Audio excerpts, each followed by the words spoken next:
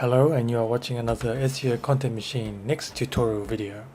Today I'm going to show you SEO Content Machine Next, how to install it and run it on a Linux platform.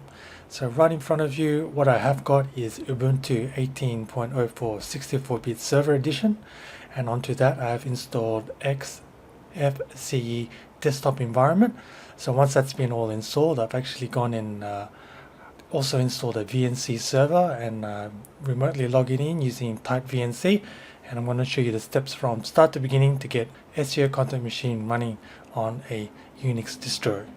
First of all, we get a copy of the setup files, SEO Content Machine /next.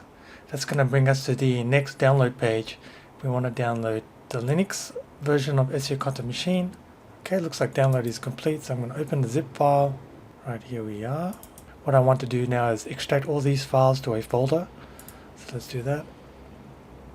Extract. For today's demonstration, I'm going to go into Documents, create a new folder.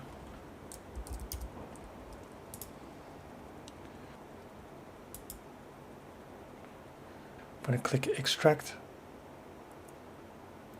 Now that should be finished, so I'm going to verify this by opening the folder, going to Documents, checking the SCM folder, and inside the Linux 64 folder, this is the SCMC files.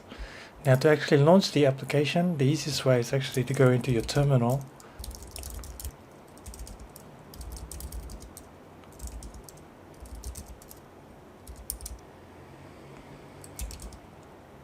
Once we've actually navigated to the install location of the SCM, the way to run it is just to go SCM-Next. This is the executable, and that's going to start up SEO Content Machine. So now you have SCM installed and running on Linux. I'm going to quickly log in here, and as you can see, there was a previous task that I set up. And I'm just going to hit the rerun button, and you'll notice that indeed SEO Content Machine does work perfectly fine on Linux, and if you're looking at the application logs, it's going through without any problems.